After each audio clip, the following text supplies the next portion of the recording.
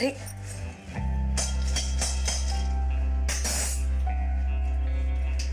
पारुल, पारुल कब तक सोगी? अरे उठ भी जाओ बेटा, कितनी देर हो गई है। आके मेरी थोड़ी मदद कर दो। चलो भाभी, नाश्ता तैयार हो गया क्या? ढोकला तो बन गया है, पोहे को बस तड़का ही लगा रही है। करण का बादाम और दूध वो देखो वहां पे रखा है। भाभी थोड़ा जल्दी, उनको बहुत भूख लगी है। बस बस अभी हो गया, तुरंत हो गया।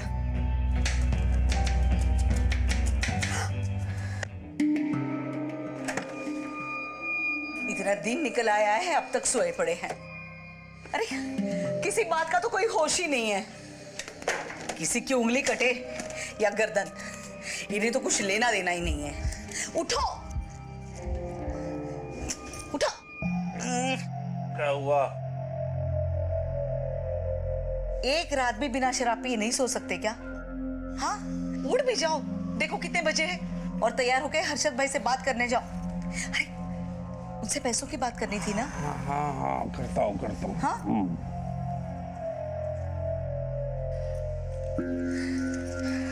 नौकरानी सी हालत बन के रह गई है मेरी। बस इतना सा बेटाइम नहीं करवानू, जल्दी से फिनिश करो। स्ट्रॉन्ग बनना है ना, प्लीज प्लीज प्लीज जल्दी से थोड़ा सा। नहीं पीना मम्मी, मुझे पसंद। अरे बेटा तू आ गई? बेटा तू ही बोल इसे जल्दी से दूध फिनिश करने के लिए। करण जल्दी से दूध फिनिश करो। हाँ पी रहा हूँ। अरे वाह, कल से तेरी ड्यूटी। हाँ बदमाश। दीदी चॉकलेट बना। ये लो शैतान। बस एक। केटलो खाएशो मोटू। एक तो छुप छुप कर मैं आपके लिए चॉकलेट लाती हूँ और आप मुझे नाटक दिखा रहे हो। नहीं एक नहीं, मुझे और चाहिए। मैं जानता हूँ आपके पास और है। अरे नहीं है मोटू, सच में नहीं है, लेकिन मुझे चाहिए। अच्छा बाबा ठीक है, आज ना मेरे आईएएस के मॉक टेस्ट के रिजल्ट्स हैं, तो अगर मेरा रिजल्ट अच्छा आया तो मैं तुम्हारे लिए ना एक बड़ा सा चॉकलेट का डिब्बा लेकर आऊंगी, ठीक है? चलो अब ट्यूशन जाओ। बाय करण। बाय। संभाली नहीं जाजे बेटा, बाय।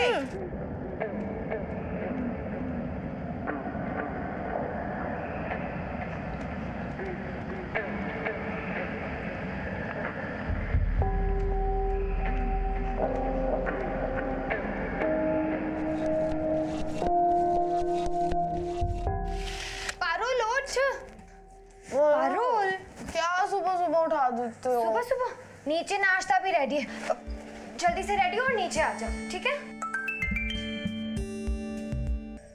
ओह, ए कॉलेज प्रोजेक्ट का है। हाँ हाँ बहुत पता है, कॉलेज प्रोजेक्ट। जल्दी से रेडी हो और नीचे आ जाओ।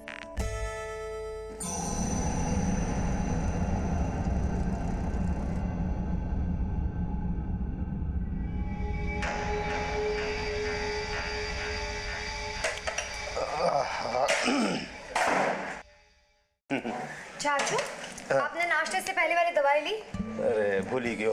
खबर है छती। ये लीजिए आपकी दवाई और ये ठंडी चाय, जैसे आपको पसंद है। हमारी मालिनी एक नंबर, पढ़ाई में भी अव्वल और घर काम में भी अव्वल। और अब तो आईएएस ऑफिसर बनने वाली है। पढ़ी लिखी लड़कियों की बहुत डिमांड है। देखना इतने बड़े घर का रिश्ता लेके आती हो तेरे लिए। क्या चाची हमेशा शादी शादी और पैसा ही सब कुछ होता है क्या? मैं आईएएस ऑफिसर बनकर फिर देश की सेवा करूंगी। हाँ बहुत देश की सेवा करेगी। आईएएस बनते ही लव मैरिज और फिर पति की सेवा करना। अरे नहीं नहीं, लव मैरिज क्यों? हम लोग है ना अच्छा रिश्ता देख के ठाट से तेरी शादी करेंगे। मुझे शादी नहीं करनी। वेरी गुड, मेरी शादी करा दो किसी हैंडसम अमीर लड़के के साथ प्लीज। हाँ हाँ इसी की शादी करा दो। मुझे ना लेट हो रहा है, मेरे मॉक टेस्ट के रिजल्ट्स हैं आज। अरे ऑल द बेस्ट तो बोलो, रिजल्ट है। All the best. All the best. Thank you thank you. चलो बाय बाय। ले हाँ हाँ नाश्ता करी? करे दीदू। बाय।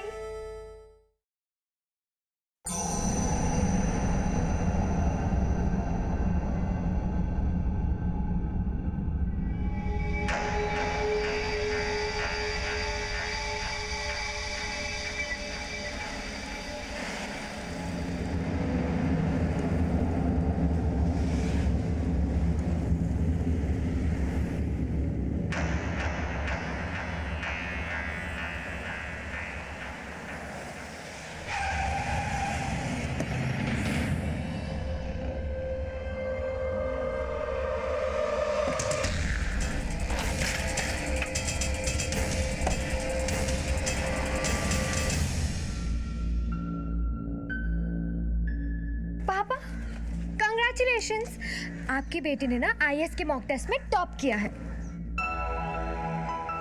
चलो चलो अब अंदर चलिए, सेलिब्रेट करना है, सबको मिठाई भी तो खिलानी है। चलिए पापा।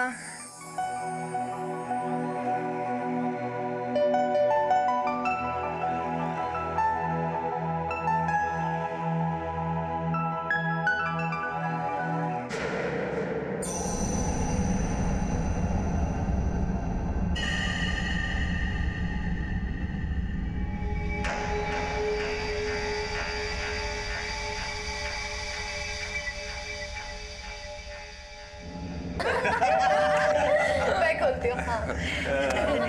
तो चाचू आज हम डिनर के लिए जा रहे हैं।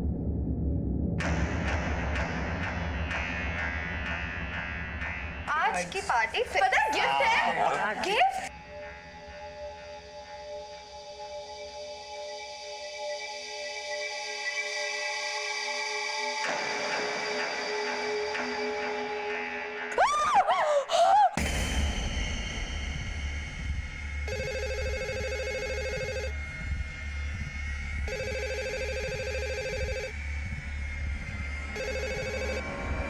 हेलो। हाँ हाँ, हर्षद तेरे लिए फोन है। हाँ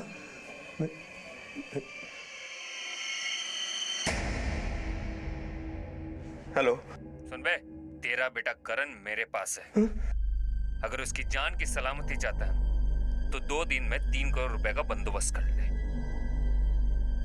और हाँ, पुलिस को खबर की तो अभी उंगली कटी है, गर्दन भी कट सकती है, समझा? Hello hello.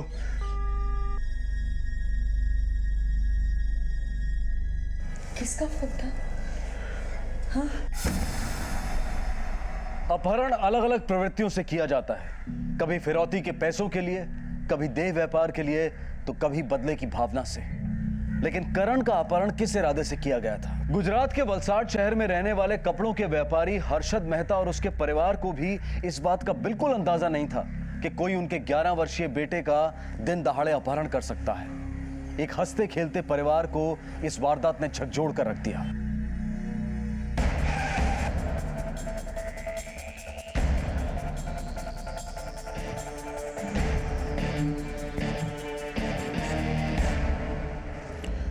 आपको किसी पे कोई शक, किसी से कोई जाती दुश्मनी? नहीं, दुश्मनी तो किसी से नहीं है, पर धंधे में कंपटीशन है, कुछ लोग जलते भी होंगे। आप में से इसे किस किसने छुआ है? मैंने। देवेन, इनके फिंगरप्रिंट्स ले लो, फिंगरप्रिंट्स एलिमिनेशन के लिए।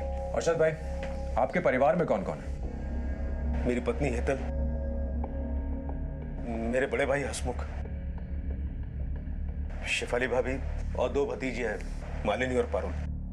ठीक है, करण का एक लेटेस्ट फोटोग्राफ हमें दे दीजिए और थाने आकर आपको स्टेटमेंट देना होगा। जी।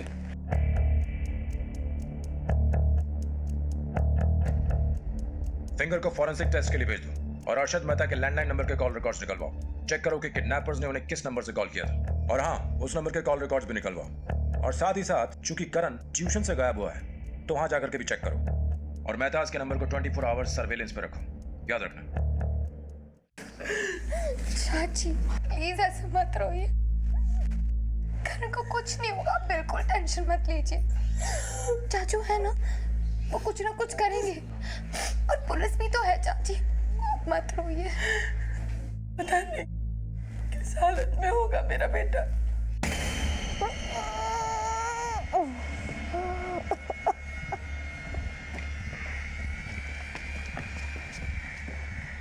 करण को कितने बजे छोड़ा था? लगभग 11 बजे साहब। अकेले? कोई दूसरा बच्चा नहीं गया उसके साथ? नहीं साहब। 11 बजे के बाद आप क्या कर रहे थे? साहब 11 बजे के बाद करण के बाद वाले बच्चों को पढ़ा रहा था। आप चाहे तो बच्चों से पूछ सकते हैं साहब। देवेन। जी सर। ट्यूशन से घर तक का रूट चेक करते हैं, शायद किसी ने कुछ देखा हो।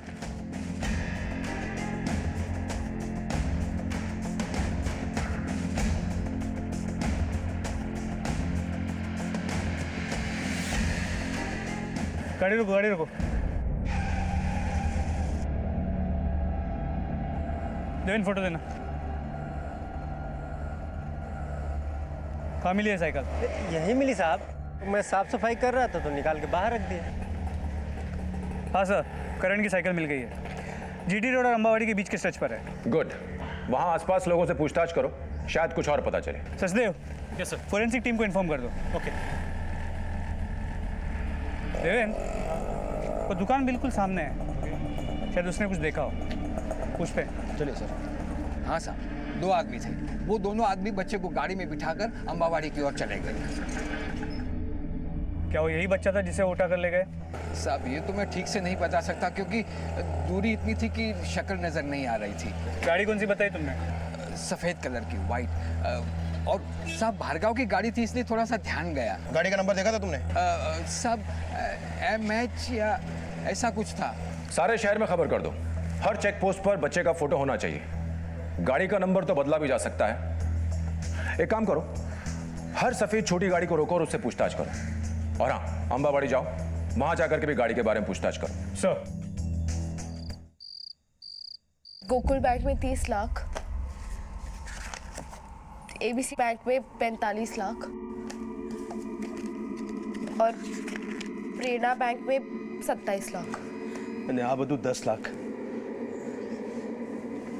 कुल मिलाकर 1 करोड़ 12 लाख। बाकी के कहाँ से आएंगे? इधर तुम्हारी बैंक की पासबुक और करण के FD अकाउंट्स के पेपर्स लिया।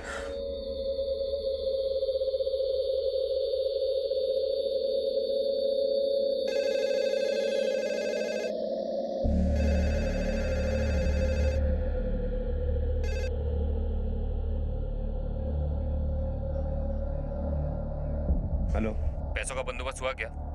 हाँ? तेरे पास 24 घंटे हैं। और हाँ, पुलिस के चक्कर में ज्यादा मत घुस, नहीं तो तेरा बेटा तुझे इंस्टॉलमेंट में मिलेगा। नहीं देखो, हेलो हेलो,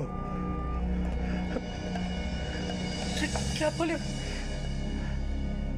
अगर पैसों का इंतजाम जल्दी नहीं किया तो करण को... नहीं, ये लीजिए, ये सब कुछ भेज दीजिए। अब घर बेच दो, गाड़ी बेच दो, दुकान बेच दो, लेकिन मुझे मेरा बेटा वापस चाहिए। बहुत मिन्नत के बाद मिला है मुझे मेरा बच्चा। अब बोलिए ना, मेरा बेटा मुझे वापस मिलेगा ना? दिन रात शराब पीने के अलावा आपके पास और कुछ काम है? नीचे देखा नहीं क्या चल रहा था? हाँ, अरे अपने बेटे की खातिर घर बेच रहे वो लोग। अगर घर भी चला गया तो हम लोग कहाँ जाएंगे? वैसे हम जॉइंट फैमिली है ना? तो हमसे नहीं पूछना चाहिए था उन्होंने? हमसे कोई मशवरा नहीं करना चाहिए था?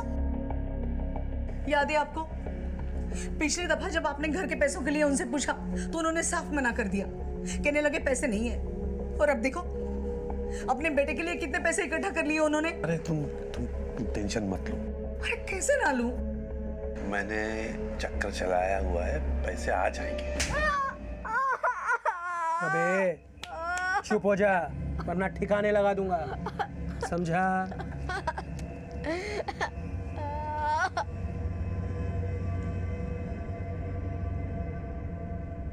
ए कुकुरे बच्चा, चुप कर, चुप कर, चुप कर। नहीं मानेगा, हैं? नहीं मानेगा, नहीं मानेगा। तोड़ू क्या, तोड़ू क्या?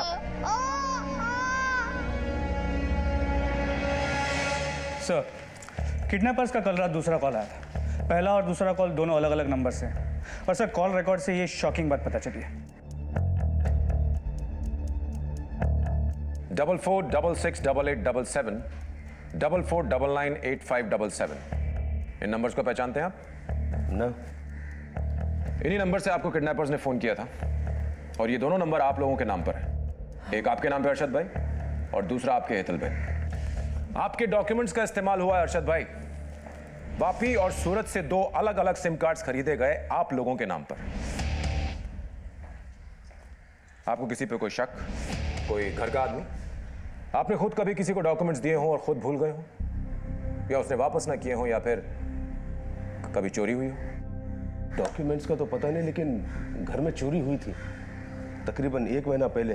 हम लोग सब खाना खाने के लिए बाहर गए हुए थे, घर में आए तो पीछे का दरवाजा खुला हुआ था। ताला कमजोर था, इसके लिए शायद टूट गया होगा। ज्यादा पैसे चोरी नहीं हुए थे, इसके लिए कंप्लेंट भी नहीं करवाई।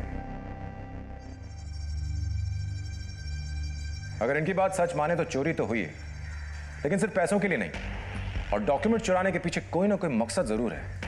इसलिए शायद सिर्फ 5-1 हज़ार रुपए चुराए ताकि किसी को शक ना हो। एक बात तो है सचिन, किडनैपर्स ने प्लानिंग बहुत कड़क की है।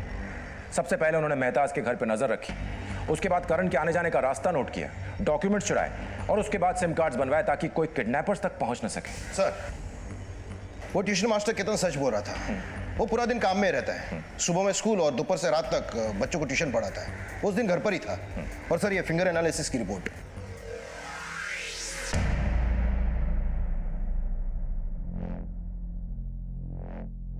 वो उंगली करण की थी ही नहीं, ये तो किसी मरे हुए बच्चे की जो लगभग 7 दिन पहले मर गया होगा। एक काम करो, मेहता को इन्फॉर्म करो और एक टीम भेजो। शहर में जितने भी मुर्दाघर, कब्रिस्तान और शमशान भूमि है, वहां जाकर के इस कटी हुई उंगली के बारे में पूछताछ करो। अगर कटी हुई उंगली है तो लाश भी कहीं ना कहीं जरूर होगी। Yes sir. अरे मनसुख भाई, अब दोस्तों का ऐसा करोगे? धंधे में कोई किसी का सगा नहीं होता है, ये बात आप मुझसे बेहतर जानते हो। तो मैं 3 लाख रुपए दे चुका हूं ना घर के, बाकी के 72 भी दे दूंगा यार। यार थोड़ा टाइम दे और भरोसा रख, चक्कर चलाया है ना मैंने, हो जाएगा।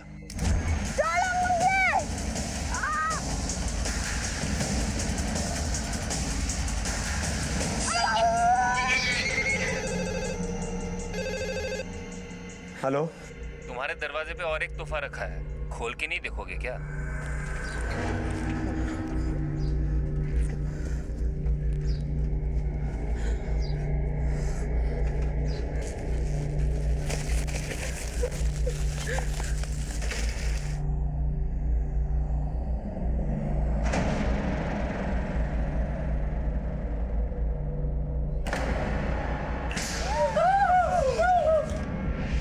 दूंगा। मेरे बच्चे को कुछ मत करो।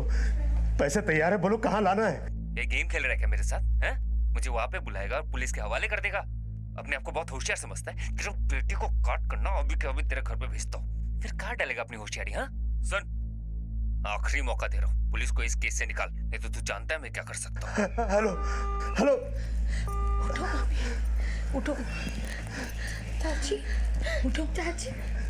करण के अपहरणकर्ताओं ने करण की उंगली काटकर यह साबित कर दिया था कि वो पैसे हासिल करने के लिए किसी भी हद तक जा सकते हैं।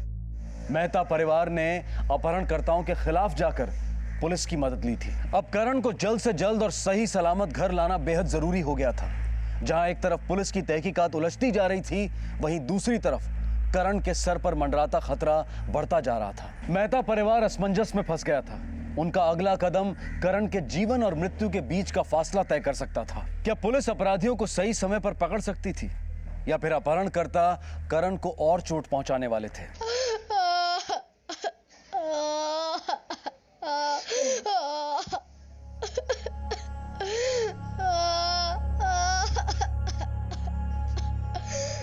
कितनी मस्ती करेगा मोटू? किसने बोला था कांच वाली दीवार फाड़ने के लिए? इतना तो चलता है दीदी। तो लाओ, मैं ये लगा देती हूँ। नहीं।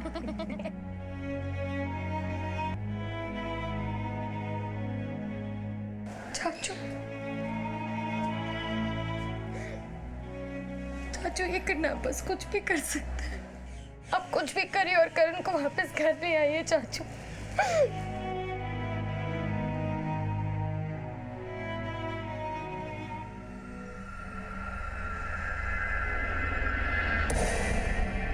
सर, मेहता के घर फिर से एक कॉल आया।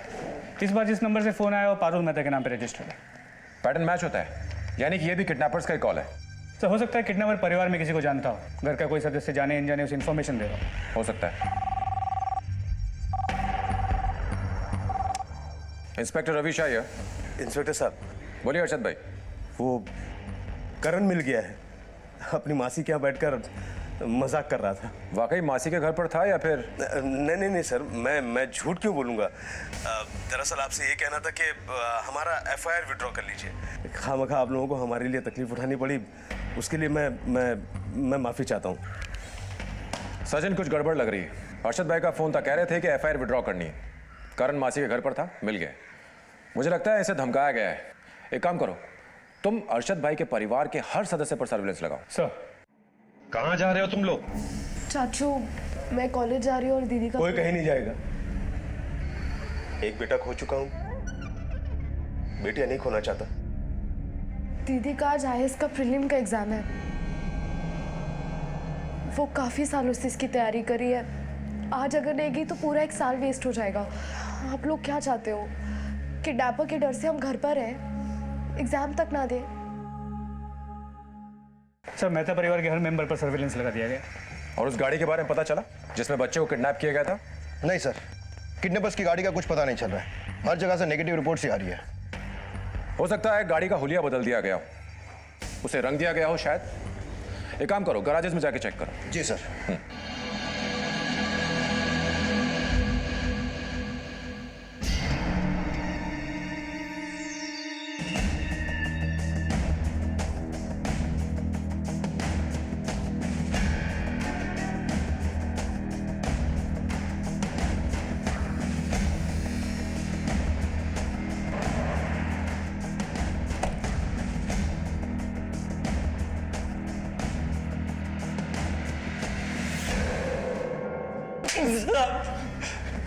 सब बताता सब। बोल। एक आदमी था, नाम नहीं मालूम, लगभग 2 महीने पहले आया था। एक बच्चे की उंगली चाहिए थी, 1000 रुपये मिलेगा। लेकिन मैं आपको बताऊंगा कैसे? शनिवार को फिर से वापस आऊँगा। वो हर शनिवार को आता था शाम को पता करने के लिए। साहब 2 हफ्ते पहले एक बच्चे की लावारिस लाश आई थी, तो मैंने चुपके से उसकी उंगली काट के रख ली उसके लिए। फिर 2 दिन बाद वो आया, पैसे देकर उंगली लेकर गया। बस स्केच आर्टिस्ट को बुलाओ। साहब 2 दिन पहले एक गाड़ी आई थी और वो गाड़ी वाइट कलर की थी। साहब गाड़ी वो महाराष्ट्र की नहीं, गुजरात की थी। तुम उसे पहचान सकते हो? जी सर। तो एक काम करो, मेरे साथ थाने चलो। स्केच आर्टिस्ट के साथ बैठ के तुम्हें उसका स्केच बनवाना पड़ेगा। Okay sir.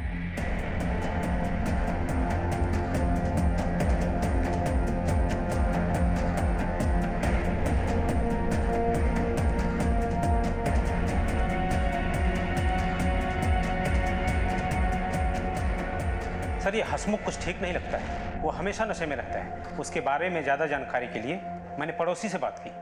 नहीं साहब, 1-2 बार गुजरते हुए मैंने देखा दोनों भाई आपस में लड़ रहे थे।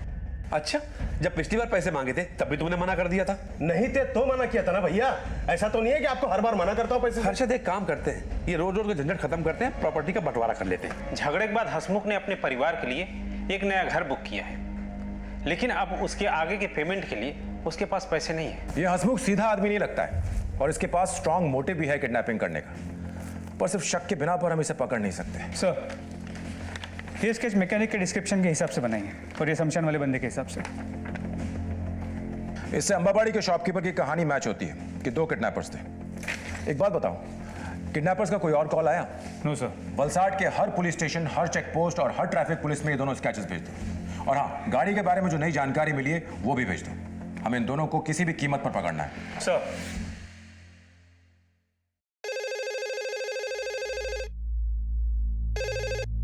हेलो। हाँ, एक तुम्हारे जिम से फोन। हेलो जी, yeah I want to continue the membership. मैं आने के बाद पैसे दे दूंगी। मुझे phone definitely I will. I am sorry, मुझे फोन आ रहा है। बाय।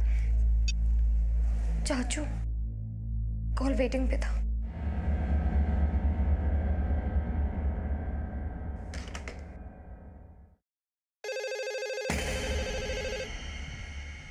हेलो, देखिए आपने जो कहा था मैंने वो किया।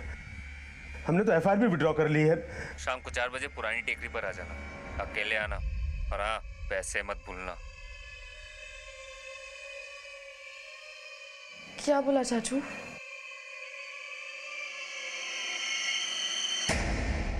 सर एक और कॉल, नंबर शेफाली मेहता के नाम पर है, स्विच ऑफ है। एक प्राइवेट गाड़ी बुलाओ।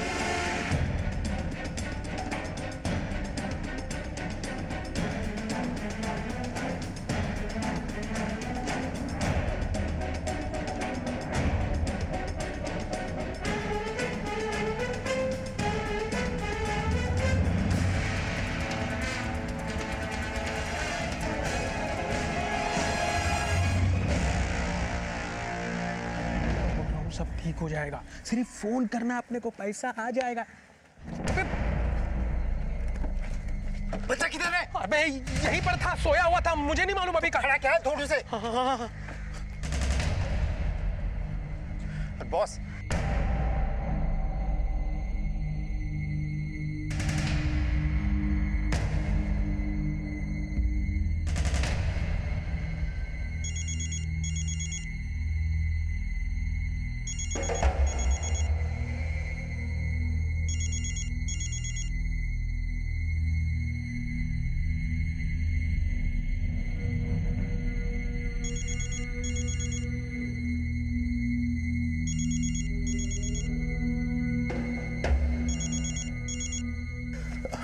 हेलो। सुन, सबसे पहले अपना फोन निकाल के फेंक दे। हाँ। जैसा मैं कह रहा हूँ वैसा सुन। ये छोड़ दिया। अब तेरी दाईं तरफ देख, एक छोटा रास्ता मिलेगा, वहां से ऊपर आ जा। नीचे की तरफ तुझे एक बाइक मिलेगी, चाबी उसमें लगी है। मैं बताऊंगा तुझे कहाँ आना है। अच्छा, हाँ।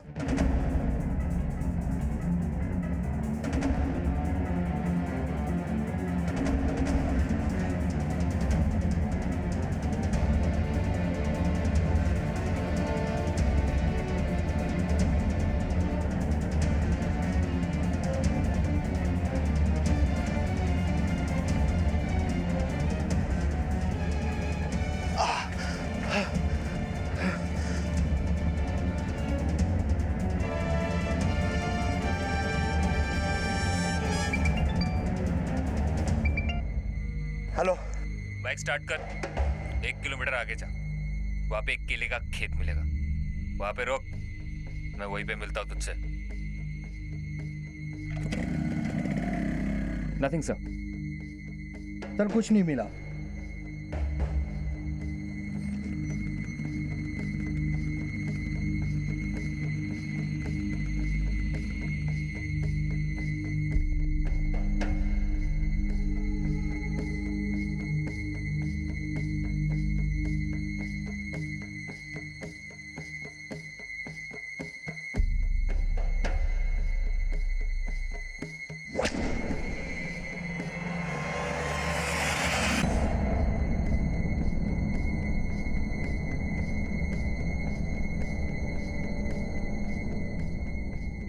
सर, उन लोगों ने मुझे धमकी दी थी, इसलिए मैंने आप लोगों से झूठ बोला।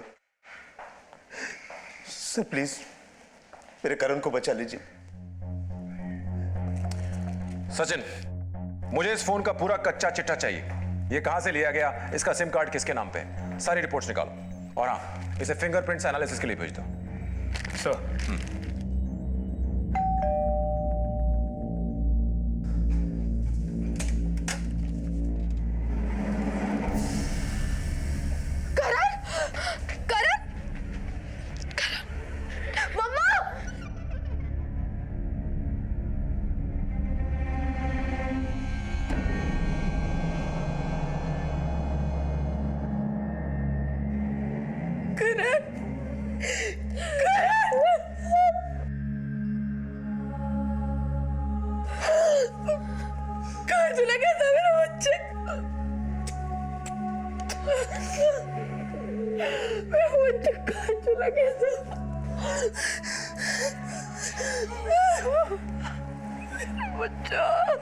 बेटा, अंकल को बताओगे आप, आपको कौन ले गया था, कहाँ ले गए थे?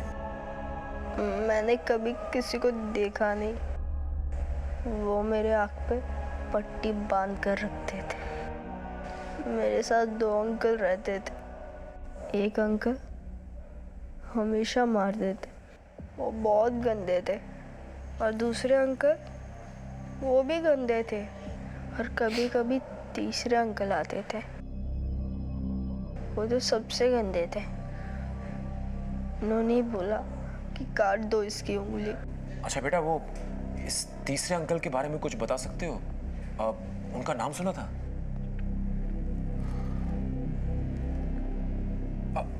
उनकी आवाज सुनी थी ना तुमने? तो उनकी आवाज कैसी थी?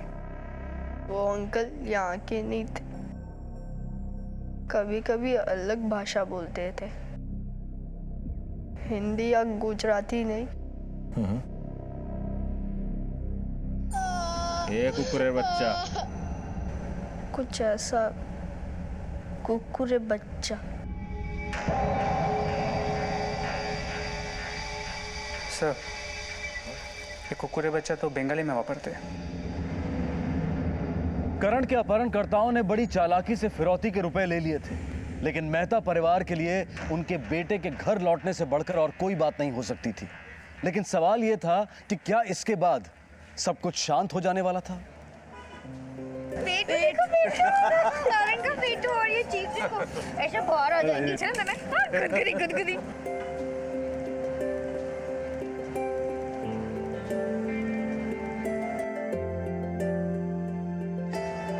अरे बेटा रुको, मैं ले जाता हूँ। आ जाओ करण, तुम बैठो बैठो। भाई खाओ खाओ, तुम लोग खाओ, आओ बेटा। ले जाता हूँ, आ बेटा, आ जा। अर्षद, पकड़ अर्षद, अर्षद, अर्षद।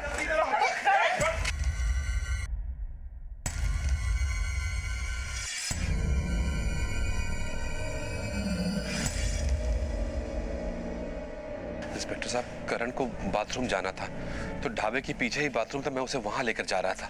चलो चलो तुम कर लो, तब मैं हाथ धो लेता हूँ। चल।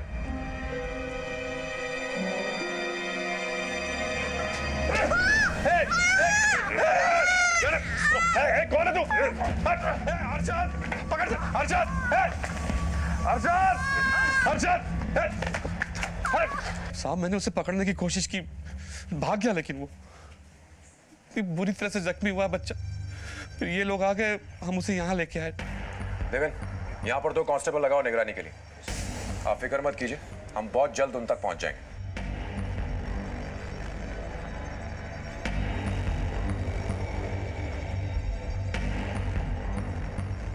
करण किडनैप होता है, वापस लौट कर आता है। उसके बाद वो हमसे उस बंगाली बोलने वाले किडनैपर के बारे में खुलासा करता है और ठीक उसके बाद उस पर जानलेवा हमला होता है। पर हमला भी ढाबे पे होता है। इसका मतलब उसे पहले इंफॉर्मेशन मिल गई थी कि पूरी फैमिली डिनर के लिए ढाबे पे जा रही है। राइट। इसका मतलब मेहता परिवार में कोई है जो इस किडनैपर को उनके मूवमेंट्स की इंफॉर्मेशन दे रहा है। एक काम करो, पिछले 2 महीने में मेहता परिवार से जितने कॉल गए, जितने कॉल आए, उन सभी कॉलर्स के नामों की लिस्ट निकालो।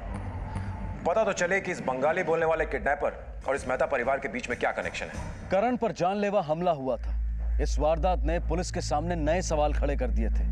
क्या करण के अपहरणकर्ता पहले से ही उसकी हत्या करने वाले थे, या फिर करण के बयान के बाद वो चौकन्ने हो गए थे? तो इसका मतलब ये था कि करण की जान पर अब भी खतरा बना हुआ था। गौर करने वाली बात यह थी कि सारे हालात मेहता परिवार के किसी सदस्य की तरफ इशारा कर रहे थे। सर, पिछले महीने में फैमिली ने जिन जिन से बात की है उनकी नेम लिस्ट इसमें चेक करो, बंगाली सरनेम के कितने लोग हैं।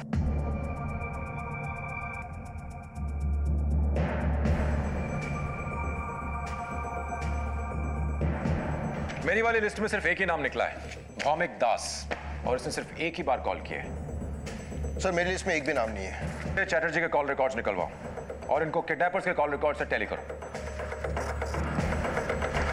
सर, संजय के कॉल रिकॉर्ड्स और किडनैपर के कॉल रिकॉर्ड्स को कंपेयर करने से पता चला है कि किडनैपर्स ने जहां-जहां से रैंसम के लिए कॉल किया था, संजय ने भी वहीं से मेहता के लैंडलाइन पे फोन किया था, और लगभग उसी टाइम पर।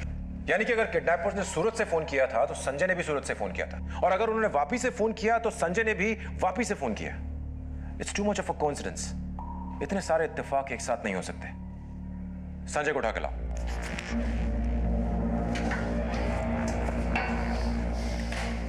और संजय भाई, क्या करते हो आप? जिम ट्रेनर हूँ, पिछले 4 साल से यही काम कर रहा हूँ। अच्छा, आप बताओ कि पैसे कहाँ रखे? कौन से पैसे? वही जो तुमने हर्षद मेहता से ली, उसके बेटे के अपहरण के। पहचानते हो इस आवाज को? ये क्या बकवास कर रहे हो? भूल गए इतनी जल्दी? अब तुझे बेटा याद है? दोनों पकड़े गए हैं सूरत स्टेशन के पास। संजय, अब जल्दी बताओ, क्योंकि अगर हम याद कराने पे आ गए ना, बहुत भारी पड़ेगा तुम्हें। हमको बोका समझ के रखा है क्या? तुम लोग जो बोलेगा हम मान जाएगा। क्या सबूत है तुम्हारे पास? क्या सबूत है? हाथ मत लगाना कुकुरे बच्चा। बेटा नहीं, बस करण, ये बेटा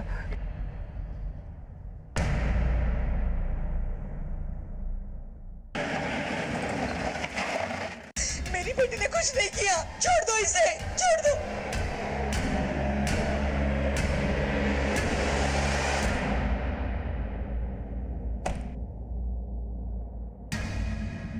मेरी और संजय की मुलाकात जिम में हुई थी। देखते ही देखते हम दोनों एक दूसरे के करीब आए। संजय एक लोअर मिडिल क्लास फैमिली से बिलोंग करता है। मेरे परिवार वाले कभी नहीं मानते हमारी शादी के लिए। हमारे पास सिर्फ 2 ऑप्शन थे, भागकर शादी करना, वरना किसी भी तरह संजय के पास बहुत सारे पैसे आए ताकि वो मेरा हाथ मांग सके।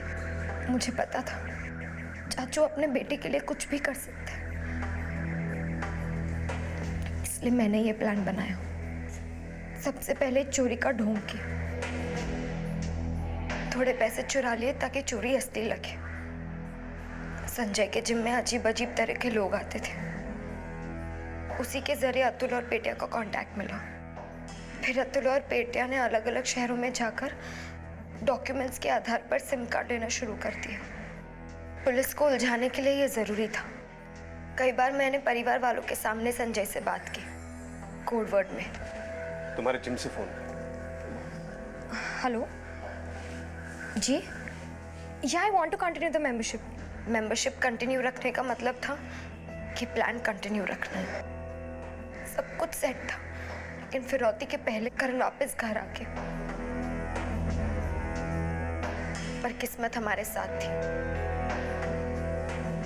पर उस दिन करण ने सबको बता दिया कि किडनैपर बंगाली में बात करता था। कभी कभी अलग भाषा बोलते थे। कुकुरे बच्चा। अब हमारे पकड़े जाने का भी ज्यादा डर था, इसलिए मैंने करण पे हमला करवाया। Perfect plan. बच्चा भी घर वापस आ गया और तुम्हें तुम्हारे पैसे मिल गए। पर किस्मत का खेल देखो। No plan is a perfect plan, miss aspiring IAS officer. दोनों को अलग अलग सेल में डाल दो।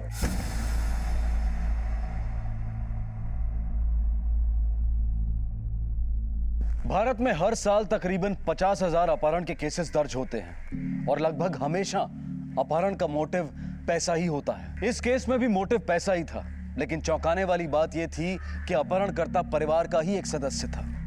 तो क्या आज हम ऐसे समय में आ गए हैं जहां रिश्तों के कोई मायने नहीं है? जिस दिन मालिनी अरेस्ट हुई उसी दिन मालिनी के UPSC के प्रिलिमिनरी एग्जाम का दूसरा पेपर था।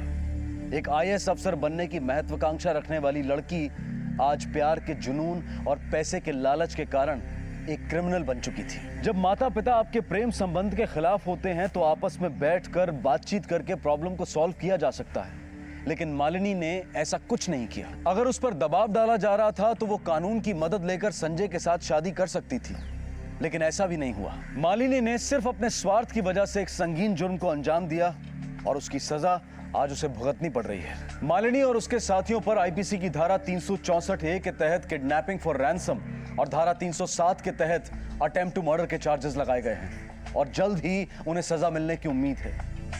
अगर आपकी कोई दिली तमन्ना हो, सपने हो या आप अपने परिजनों से अलग ख्याल रखते हो तो उसके बारे में बातचीत करें, ना कि जुर्म का सहारा लें। बातचीत करने से बात को सुलझाया जा सकता है, अपना तर्क, अपना नजरिया सामने वाले को दिखाया जा सकता है, लेकिन जुर्म का रास्ता आपको एक ऐसे दलदल की तरफ ले जाता है जहां से बाहर निकलना आसान नहीं है। आपसे फिर मुलाकात होगी अगले एपिसोड में एक और चौंका देने वाले केस के साथ। तब तक अपना और अपने परिवार का ख्याल रखें और देखते रहें क्राइम पेट्रोल।